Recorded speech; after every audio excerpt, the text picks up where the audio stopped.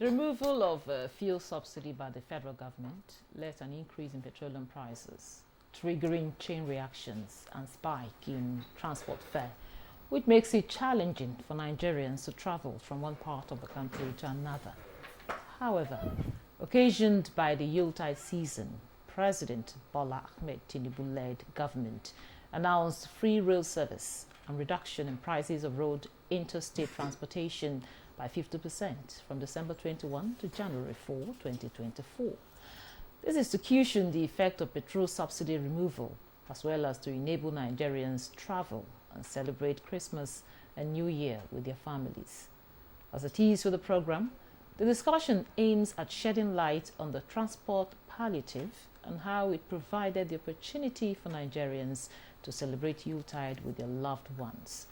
This is Nigeria Today. And I am Ikaria Clinton. Welcome and thanks for joining us.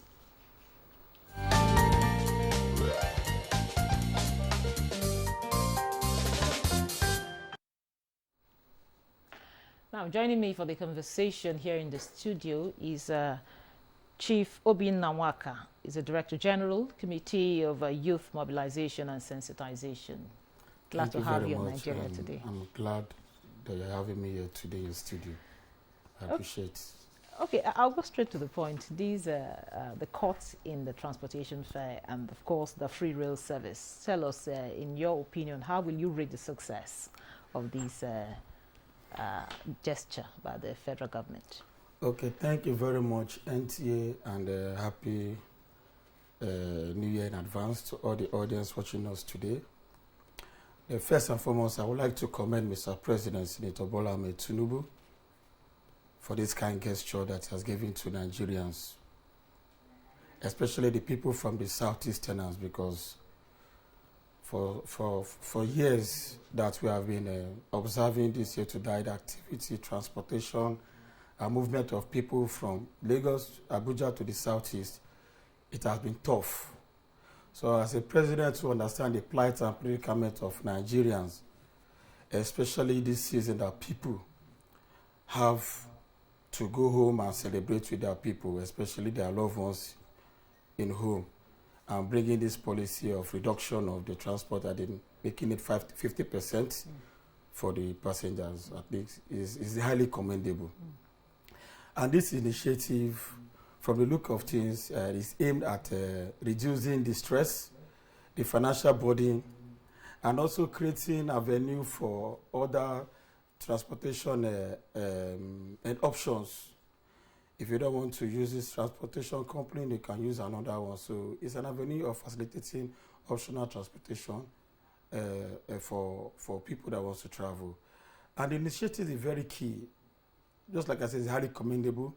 And it started for only 5 million passengers, 5 million citizens, 5 million. So when you are encouraging 5 million travelers, and this year to that season, you can understand that it goes a long way in putting a smile on their faces.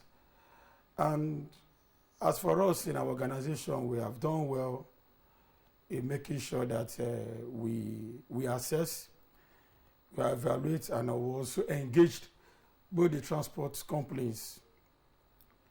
Like my team in Lagos State, we have a team, we have state coordinators in our organization. Like in Lagos State, for instance, Mazilio Abasi was the first person that drew my attention towards this policy, that at DG, as an organization involved in promoting the policies program and the federal government, apart from that, we also evaluate and give reports.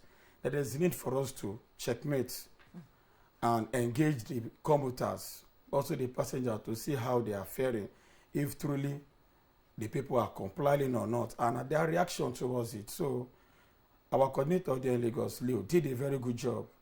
He sent me a series of pictures, how he has been engaging with people, which he also posted online. So that also motivated me. I think I walked into the Federal Ministry of Transport Secretariat. I made effort to meet with the PAMSEC. You know, the PAMSEC is a very busy woman because she's a PAMSEC overseeing 2 ministries. So it's not easy for her. Then I was so in a haste, I and my colleague wanted to see how we can also come in officially, apart from doing it on our own. At least let the people know that, yes, we have the federal government that is saddled with the responsibility of transport sectors with us working in this direction, because one thing is to make an announcement of federal government initiative. Another thing is the implementation. But so far so good. The implementation has been quite commendable here in FCT and some parts in Lagos State. But the report we are getting is that there are some areas in Lagos State that they are not complying. Okay. We'll get to that. So I think it's... we'll get to that point. Okay. Now, joining us for the conversation via Zoom is the Managing Director of Nigerian Railway Corporation, Fidet Okeria. You're welcome to Nigeria today. Thank you. Now, sir, with this free railway service that the federal government announced for the people of Nigeria, tell us, what has the response been like? It has been encouraging and very, it turned out, as I said to some of the pressmen today, that between 21st and 26th, 63,000 people had enjoyed the free train ride on our various routes. That's Lagos, Ibadan, Abuja, Kaduna, Itape, and we've not had any issue. So, we're able to do that because of the support we got from the federal government, heavily led by the president. They provided all our demands that we asked the minister for. That is including diesel, money for cleaning, money for providing the security for the trade. And we don't have excuse to fail the government, and we have to double our effort to ensure we provide this service for Nigeria so that they will know that the government cares. So far, so good. We are looking forward to the remaining days ahead. Another thing I want to find out, how have you been able to contain the crowd? Because I know once you announce something free, I know Nigerians will not want to let that opportunity go. So how have you been able to contain the crowd? And what qualifies a prospective traveler or anybody that comes, has the opportunity to travel? It's not everybody that gets to the station. Before now, we have made announcements and try to spread the news that you have to get your ticket either on the app or on the web before coming to the station. Now we are going to show that the ticket offices at the train station. We have to do that to ensure that security is paramount, and knowing that I had a character of our people, if you leave the station ticket open, instead of preparing ahead, so we have moved it from 24 hours to 48 hours so that you can properly plan your journey time or your journey when you want to travel, so that you can get the ticket ahead of time. When you come to the station, it's seamless. You will be profiled and check that the name of the ticket is yours and the picture on your ID matches that particular passenger. And we know so far so good, apart from some time that people came to the station without ticket, and we are trying to see if they can get tickets at the station. As I said earlier, the station's point of sales ticket is under lock and key for now. So people should learn to buy their ticket, use the web, and use the online app. The ticket can be on your phone. You bring it, they scan it, and you have access to the platform. From there, you can board the train. Okay. Now, back to you, Obina. What has been the challenges? Because I know you wanted to mention some of the challenges, the people faced during this period of trying to access the free rail service and the 50%, the palliative. Yeah. So what has been the challenges that you observed? From the aspects of the challenges from the passengers, which are the beneficiaries, they don't have much challenges, but some of them are just highlighting that the increments in their luggage is higher than before. Mm-hmm. You understand? Because when I interviewed one or two persons, they were telling us that before, when you have a luggage of 30 kg, they charge no less than just 500 or 1,000. But right now, 50 kg or 30 kg should be around 3,000, 5,000. Like my mother, for instance, she traveled from Lagos to the southeast. She paid 10,000 naira for her luggage. So in that process, we engaged the managers of these transport companies that the federal government engaged for the palliative. They told us that the cost of running diesel is very, very high. Cost of maintaining their buses is very high. That the luggage that has been assigned for each passenger is just 10 to 15 kg.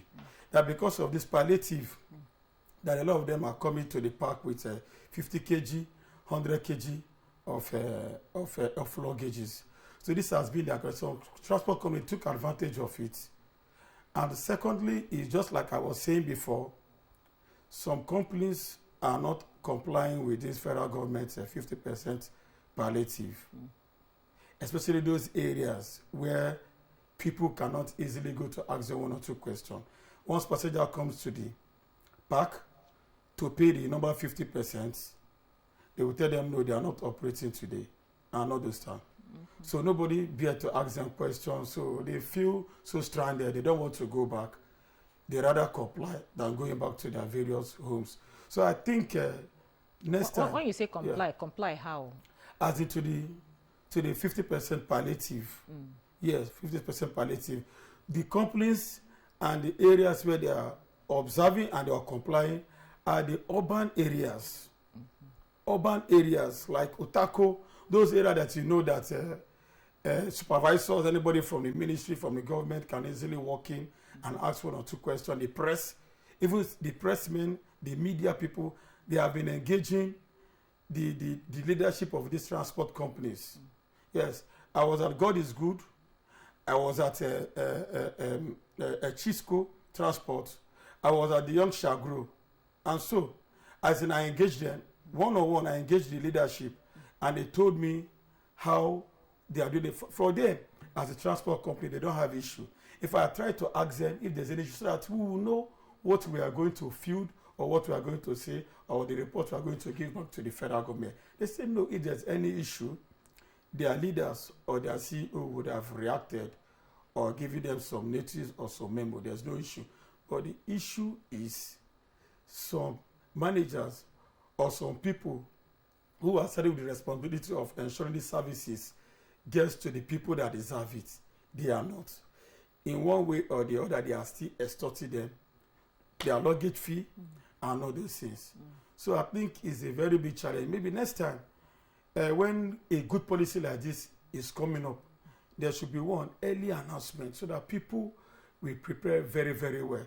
And they should set up a monitoring team that will ensure strict compliance by these people. Because if we have good initiative as a government and the implementation is not seen, is not well carried out, it's as good as not doing anything. So the citizens themselves, they have a very good role to play in ensuring that these people also comply. That is why we say sensitization, early information, and proper engagement is very, very necessary. But the citizens are very happy. In fact, the citizens are also checkmating the transport company to ensure that they comply. And another challenges that we also observe is that some companies are their transport fare is even higher than others. If you ask them a question, they will say they have a brand, they are brand on its own. I ask them, what do you mean by brand? They say, yes, because we are brand. They cannot compare us with other companies. Like GUA is charging, as of today, GUA is charging their companies lower than, their passengers lower than Chisco. When you now ask Chisco will say they are brand on their own. So some people are asking me questions that, DG, sir, what about companies like Peace Mass? So when I ask some questions, we're in the field for days asking questions. So passengers themselves, they are the one that is also complaining that they know that the reasons why the federal government engaged some of these companies because of prompt attention and reaction to complaints by the customers. That sometimes when customers board a particular transport company, if they have issue of delay or issue of drivers' misconduct, maybe a breakdown of vehicle on the road, the companies, they don't even want to give them attention. They don't want to listen to them. So I think the federal government also did well by listening to the feelers of the people, the passenger, before they now engage this company. So it's also a very great avenue for all these other companies to learn and to see how they can also be attending to the customer's complaint and plight. Okay. Thank you very much. We'll take a break now, and we'll listen to some persons, some Nigerians, on how the accessibility, how people have been, complying to these gesture by the federal government. Don't go away.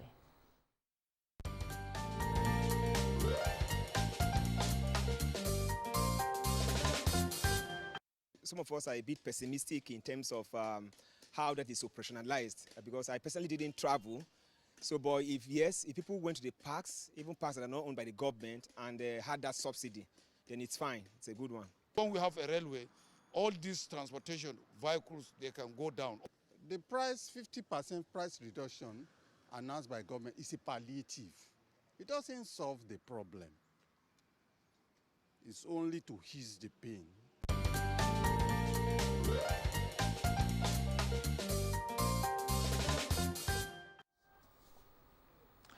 Welcome back. It is still Nigeria Today, and we're looking at the update on transport palliative for the Yule tide. Now, Mr. Philip Okeria, tell us what sort of challenges, or what are the challenges you've been encountering in trying to ensure that people have access to these, to the free rail service?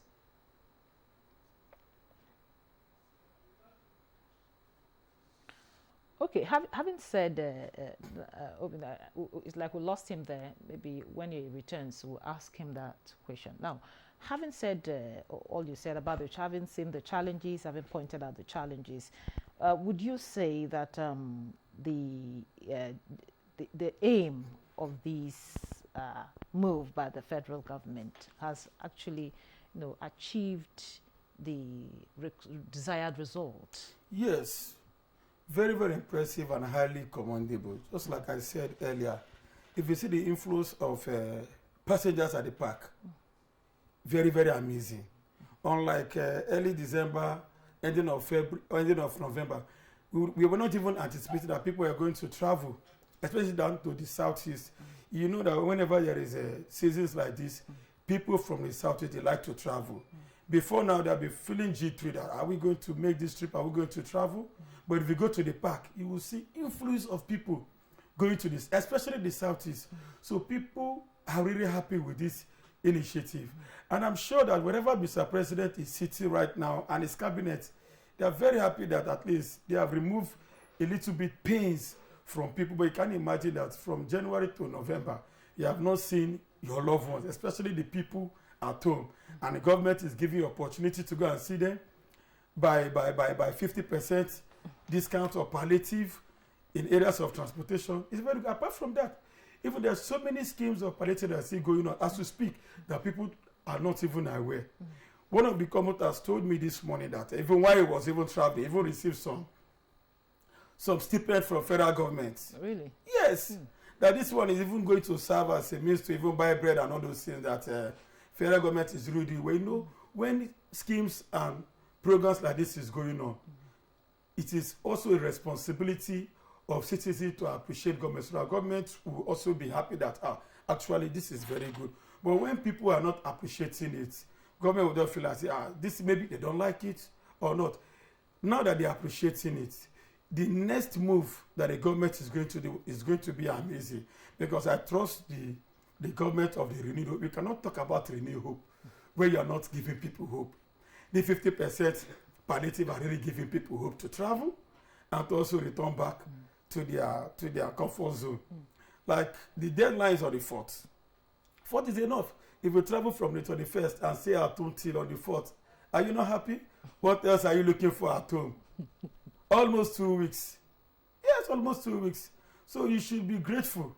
So, and again, the scheme or the initiative is very, very important, especially in this area of subsidy removal. Yes, we cannot shy away that yes, people are not feeling the pains of subsidy removal. But you can see that from infrastructural development, things are going on well. Our roads are also improving day by day. And if the roads are not good, are we going to talk about transportation 50% initiative? Which road are they going to ride on? Even if you do it 10%, if there's no good road, what is the essence? The aim will totally be defeated. So the government is doing well. We need to give kudos to Mr. President for this wonderful initiative. Thank you very much, Obina. Now, Mr. Fidet, tell us, what are some of the challenges you encountered in trying to ensure that people have access to these, palliative? Yeah, the major challenge we had are that people who try to come to the get to the train station and try to board the train, whereas we don't have arrangement for that. That was the major problem at the initial stage. I think our people are getting used to it. They are at least agreed to follow the laid down procedure of boarding the train. As I said earlier, so far so good. Everything is working according to plan, and people are enjoying the benefits and what government wanted them to get by through the free trade open. What people should realize, because of this good gesture, by now the prices of going by road would have gone so high. But I've not been to the bus station. I don't think like what we used to witness in the previous year, that prices have gone so far that buses were charging 100,000 or not. But with this, you can ride half the paid by some selected buses that government has picked, that they think that can meet the people's expectation. And for the free trade ride, he said, you can now join a car, get to Itakbere and straight to Warri by rail, but free of charge. You can go to Ibadan by free of charge and join a vehicle if you are going to Kano or not. And you can as well go from Abuja to Kaduna free of charge, and you are making some savings by so doing. We have not had any serious issues apart from the delay we had in Warri today. But the train still ran, but instead of taking off by 8, it took up late. Because the locomotive that was there could not start on time. We have to send another locomotive to start. That is the only part after that we experienced. But we have advised now that every train should have 2 locomotives where possible, so that if there is one having issue, the second one can take it. Okay, thank you very much. Now, in 30 seconds, just tell us how best do you think this initiative can be improved upon, in future? Yes, the best way, the best ways that this initiative can be improved. Number 1, early announcement. Number 2, set up a monitoring team. Number 3, they get the feelers of the people on time. Number 4, ensure that the price tag of these transport companies are fixed, and the report gets to the president, so that they will not have any room to increase it that is going to affect the passengers. And number 5 is to engage 1 or 2 other companies, so that there will be competition in these sectors. Okay. Thank you very much. With that, we'll wrap up today's episode of Nigeria Today. But a very big thank you to Fidet Ukiria, the Managing Director, Nigerian Railway Corporation. Thank you for honoring our invitation. Thank you. And also thank you to Chief Obin Nwaka. He's the Director General, Committee of Youth Mobilization and Sensitization. Thank you so much for sharing your thoughts with us. Thank you very much. And thank you for being part of the program. Don't forget, Nigeria Today airs weekday at 7:30 p.m. on NTA News 24. You can also watch these and other episodes on www.youtube.com/NTA News 24 Hub. I am Eukaria Clinton. Thank you for watching.